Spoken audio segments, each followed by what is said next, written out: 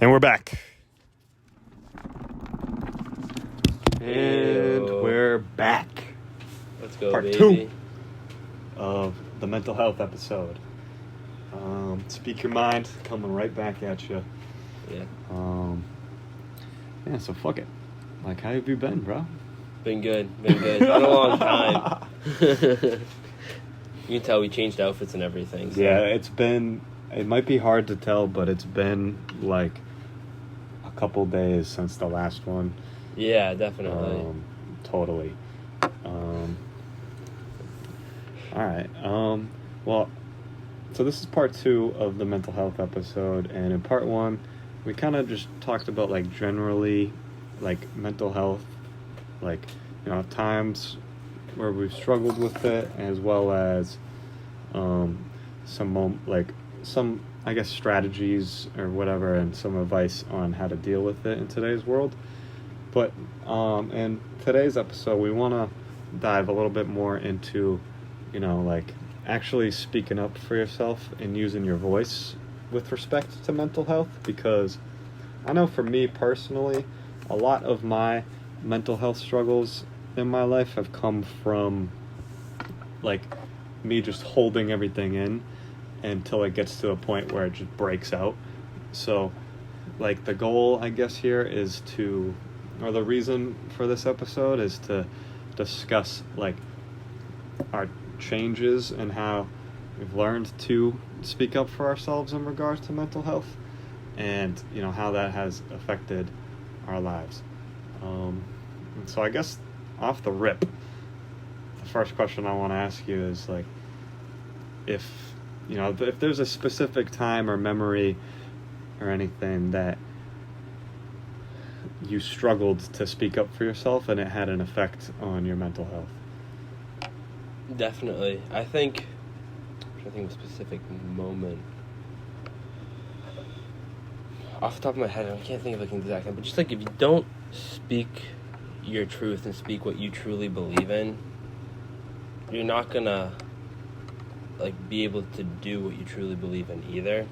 I think speaking your mind not just only means telling the truth about yourself, but also it builds the way you act, builds confidence in yourself because you back your own opinions and your ideas. I would say, especially when it comes to controversial topics, even if it's hard to talk about, even when somebody disagrees with you, you have to stay true to what you believe in, because you're not going to make progress, and even in your own opinions, unless you can truly speak what you feel yourself. So if you're just going to blindly agree with someone else because you don't want to like be controversial or anything, they're just going to think, okay, I'm right. And then how do you grow there? Because now you're not bouncing ideas off of each other to come to a middle ground that might make more sense. Or maybe they are right, but you're just blindly agreeing with them, so you don't actually know why they're right. And then your opinion is going to stay the same, and you're not going to grow in that sense either. So by, like, limiting yourself and what you're allowed to say, it can negatively affect, you know, like, your personal relationships in a way that you're just, like, going along, you're being a follower and not really, like, staying true to what you believe in. Yeah, 100%. Okay. As, like, has, like, there ever been situations like that where it's, like, impacted your self-esteem? Yeah. I'm trying to think. One time. It definitely has been. I'm trying to think of like a good time. I think there was one time me, you, and Billy were actually in the basement talking about like what higher power we believe in. All of our opinions have changed since then. But I remember I was speaking what I thought was true and what what my opinion was. And then I backtracked myself because I realized I had never, and this is a little bit different than the question you asked, but I realized I hadn't actually like spoken and talking to someone else's opinion. I just kept that opinion inside me. Mm-hmm. When I spoke it out, I realized I backtracked myself and I didn't actually have concrete evidence and I didn't have a foundation behind the opinion. I just had the opinion. And when you guys called me out for it, I was like, shit, like, they're right. So would you say your like mind was changed, or? I would say my mind was changed, yeah, because I spoke my truth and I didn't just hold it in. It actually gave me the opportunity to learn and grow and be like, oh yeah, there is flaws there. Like Yeah. that doesn't defend my point. So that way, when I go back and look back at it, or even just from that night, my opinion had changed. But like but it grew the foundation. But like my opinion Yeah. had changed, but it grew the foundation, which made my opinion that stayed relatively in the same like sphere much stronger. Yeah. Because I was like, okay, they're right. That part is flawed. Now I'll take that part out of it, and where does it go from here? So through like open debate and discussion, your like, I guess, opinion or the way your belief like grew to be stronger by taking on some other parts that weren't as concrete. Yeah, 100%. I think that's where a lot of our culture falls so short now, is there's like two things that can happen, it seems like very often. It's it's the people that voice their opinion very loudly and don't absorb what the people say back to them. And there's the people that are scared to speak their opinion, and then their opinion doesn't grow because they're afraid to speak it.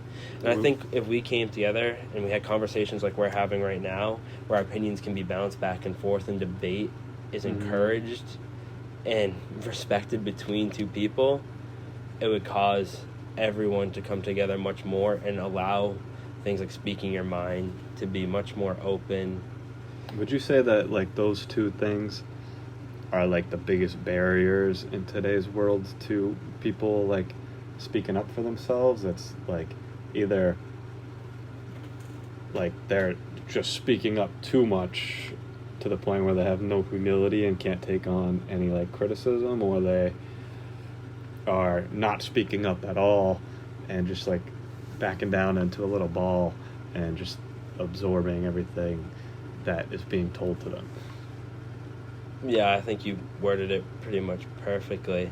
Because if you look at anyone who... Like, which one of those two would you, like, fall into, or yourself?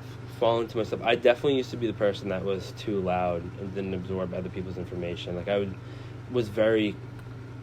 Like, I'm still very confident, obviously, but confident in my opinions in a way where I wasn't taking in what, like, so for example, like what you would say, I wouldn't like reflect on myself and like truly learn from it.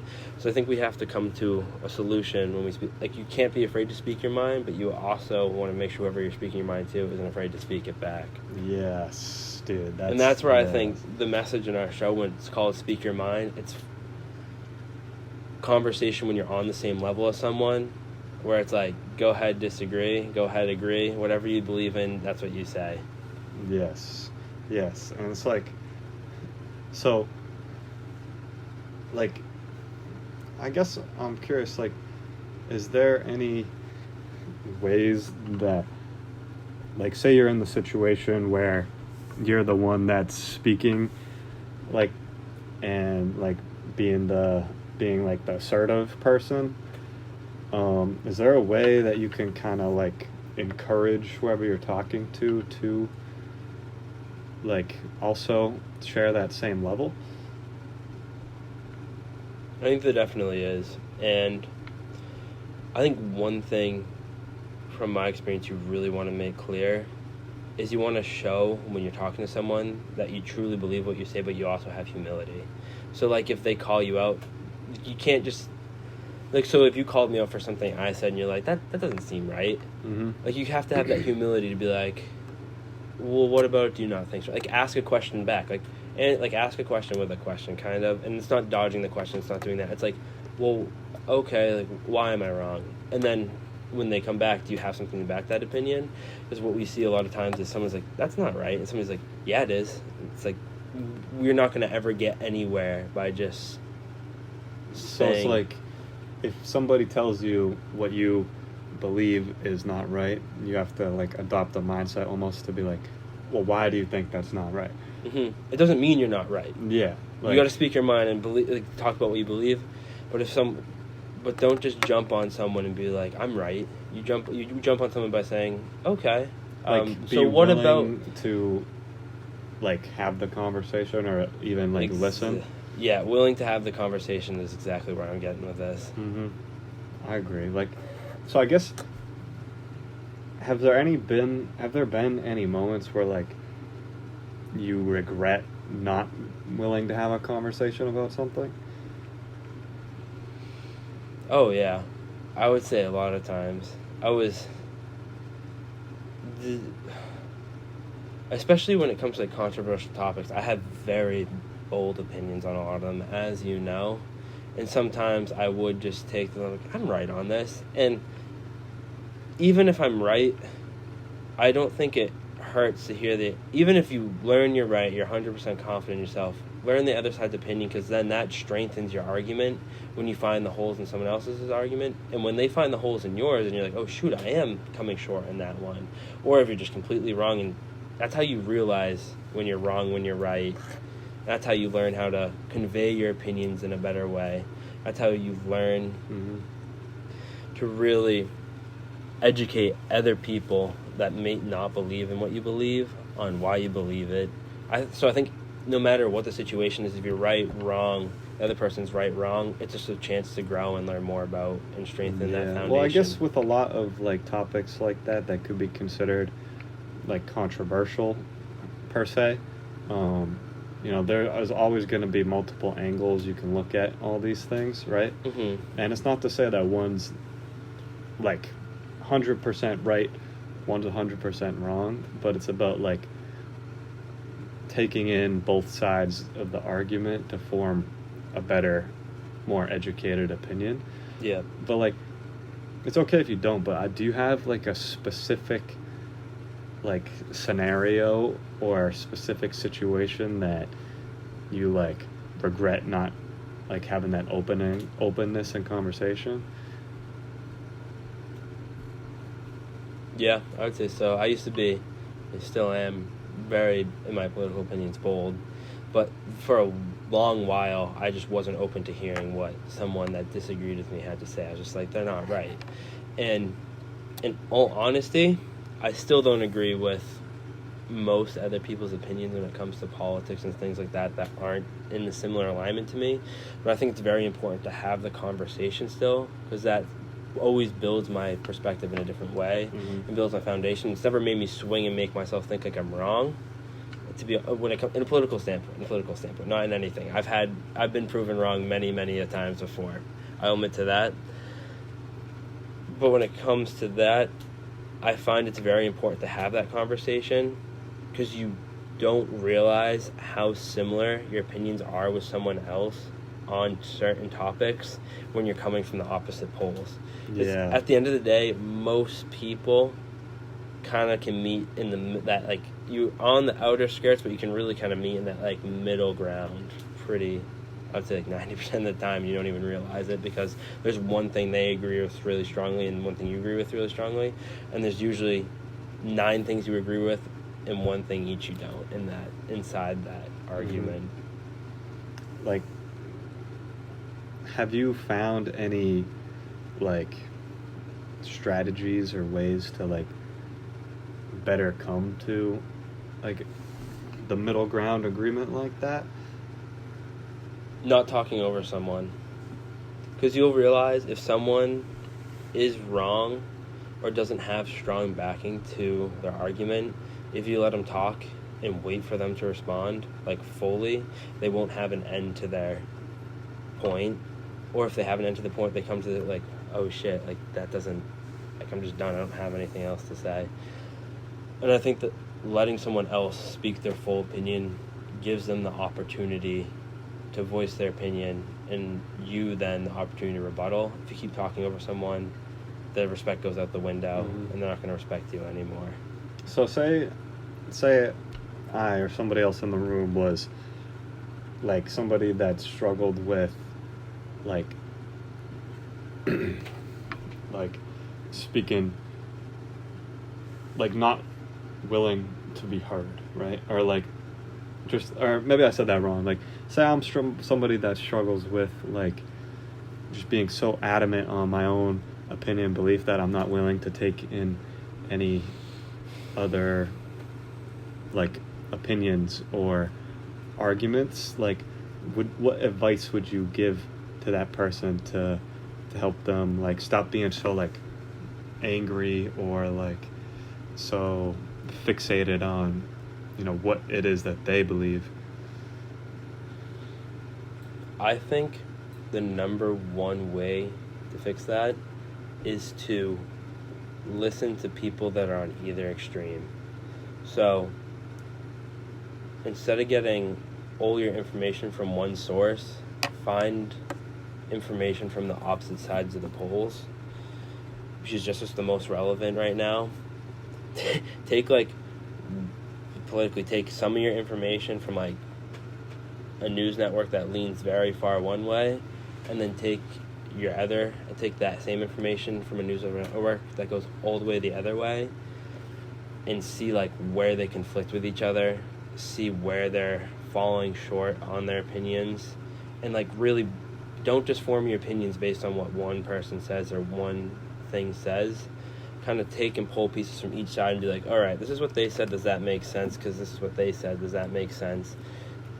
And break down in the middle, like, all right, what actually fits together here? Like, structure your opinions from many sources on well, let's say that, like, in a relationship standpoint, like, where you and a partner, like, say you're living together and you want to buy a pet. You want to get a dog, your girlfriend wants to get a fish. Like, how do you, like, navigate that conversation while equally speaking your minds to get that point across to where it doesn't, like, negatively affect your relationship or your mental health? Yeah. Well, if you ask my mom, she would just say she would get the fish. But no. In all seriousness, though. She listens to the podcast. She don't like that one. She would just say she gets what she wants. But in general, it's you kind of gotta sit down together and have that conversation, and like pros and cons lists I think are a really good way to come about it.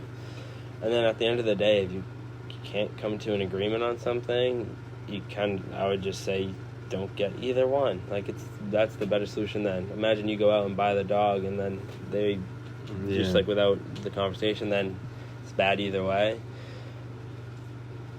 That's a tough one. I think you just have to talk it out and figure out the pros and cons. I think pros and cons are the way to go with that sort of situation. I like that answer. I agree. It's just like I wanted to shift the lens from political to like personal relationship. You know what I'm saying? Yeah, I get like, you. Yeah. I guess.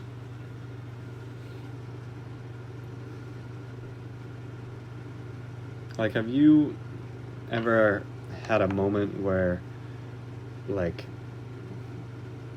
maybe in a prior situation in the past you would have, like, held something in or not spoke your mind, or, like, spoke your mind too much and not taken in, like, the other side of the conversation? Has there ever been a moment where, like, navigating a situation correctly has positively impacted your mental health? Like, 100%. If you handle even like hard things correctly, it always goes better. If you handle tough conversations correctly, they always go better. I think it's when you lose control and handle situations in bad ways when stuff just gets worse. If you can't have a hard conversation, you're never going to fix the problem. So putting yourself in those situations, even when you don't want to be in them, and having those hard conversations, I think drastically improves just how you can like function in society, in a relationship. Yeah, like could you describe a situation like that, whether it's in like a relationship or like a family thing where like it actually had a positive outcome or change? Yeah, like my family, this was fairly recent, but there was just like, my sister came back, there was more people in the house than we were used to for the past few months, so like the space became different. People were cooking at the same time when we were used to people not cooking at the same, stuff like that, right? Little things. So there was an argument, but we did the thing nobody really wanted to, and we sat down and argued, But what ended up happening with having that argument is we got to hear everyone's perspectives. Like, inevitably stuff gets heated sometimes when you have an argument, but you hear everyone's perspective, and you can ultimately come to a solution, rather than if you don't have that conversation in the first place, that solution is never going to get fixed. And if you handle the conversation in a really poor way, the solutions never come to fruition, stuff never gets fixed. So being able to have to navigate hard conversations will just, like I've said before, but just drastically improve everything.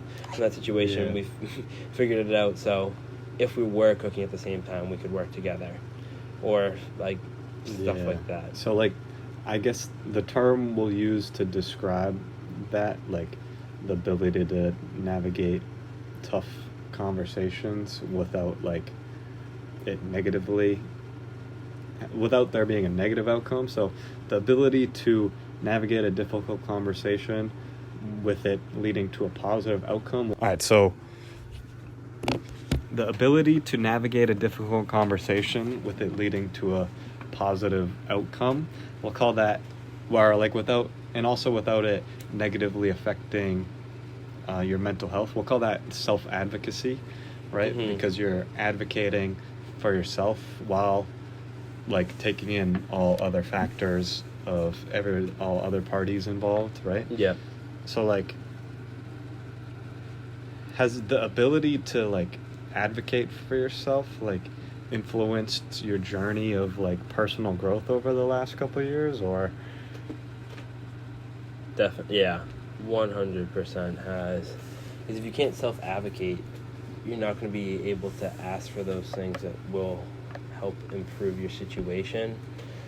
I mean, just thinking about it from like a growth perspective, if you're really struggling with a particular task or a particular skill, and you can't find the resource, whether that's a book, whether that's a video, whether that's a person that can teach you that task, you're not going to improve it and get better at it. So you have to advocate for yourself to find those things. Either advocate for yourself through yourself, or advocate for yourself to somebody else who can help you find those resources to improve your position where you are and what you want to accomplish. Mm-hmm. And do you have any advice that you would give to somebody that's maybe struggling with doing that? I would say don't be afraid to ask someone who you think can. I mean, like, the worst in general people can say is no, especially when it's like a parent, friend, things like that. If you know they've been through a similar situation, or you've seen them improve a skill, be like, oh, how did you do that? Like, or if somebody improved their communication, be like, oh, like, what did you read? What did you watch? Who did you talk to improve your communication skills? Mm-hmm. Stuff like that. I think it's really important to find someone who you think has done that thing before, and ask them how they did it. I like that a lot.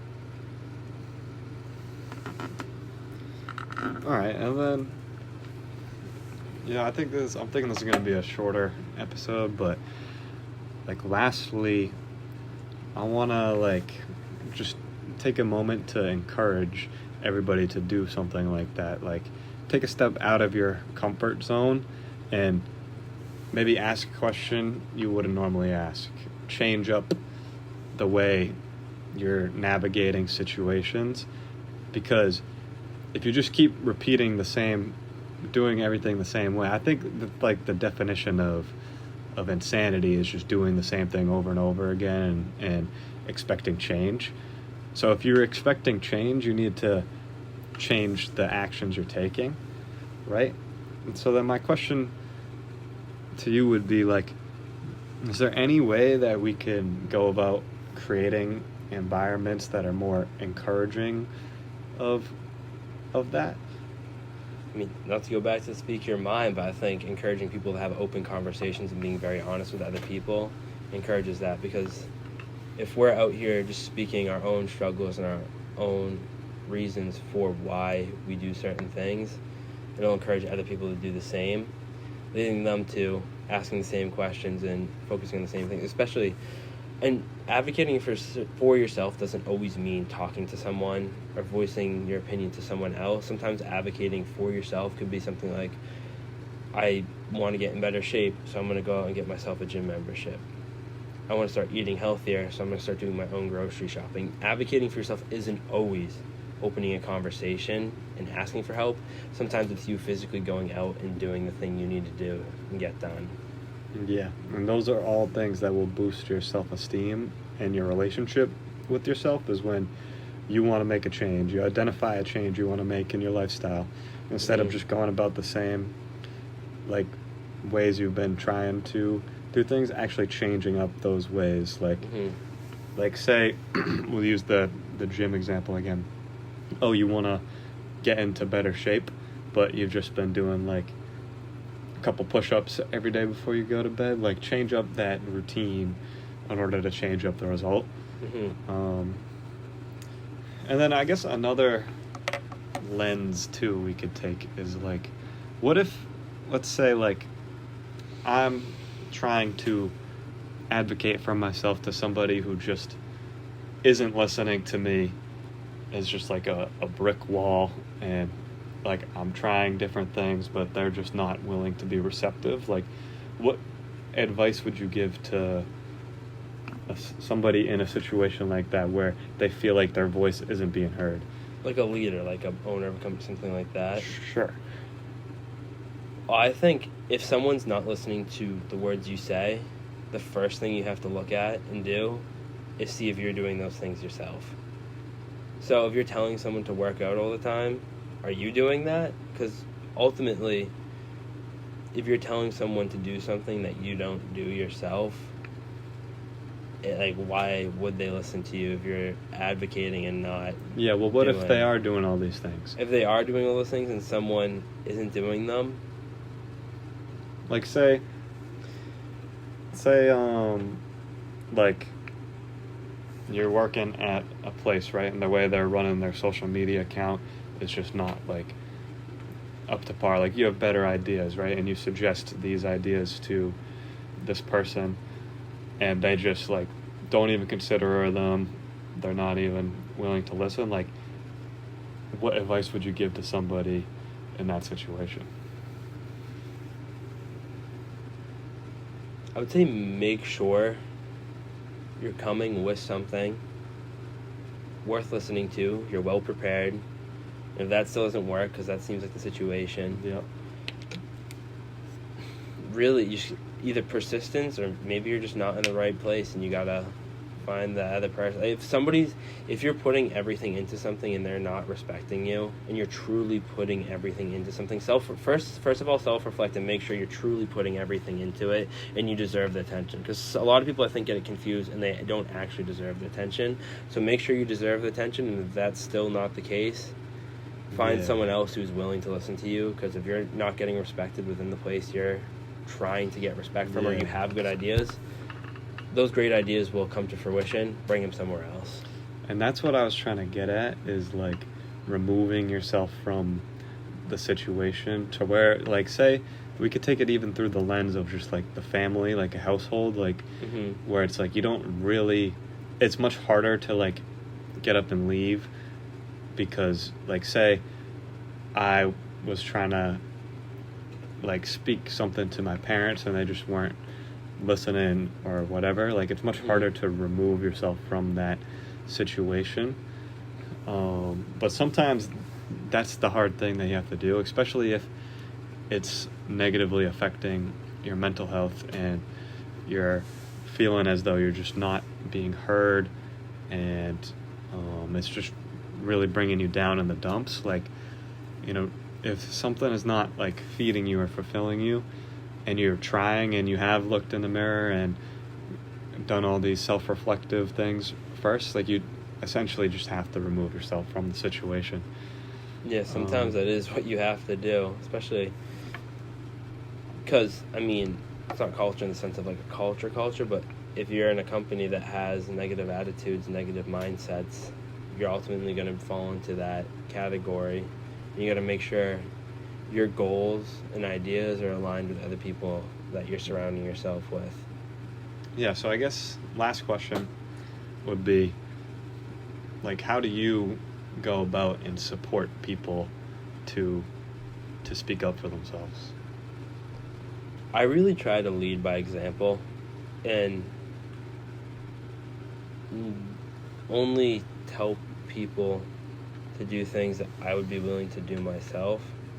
So when it comes to like advocating for themselves, I encourage people to find the resources they need to get to where they want to go. So if somebody tells me they really want to learn how to become a good woodworker, I mean, I'm not going to try to become a good woodworker, but I'd be like, okay, where can you go to find the information to become a good woodworker? I'd ask them the questions and like try to get them to come and find the answers themselves and not just give it to them, because I don't think have you ever seen someone do something because someone told them to do it?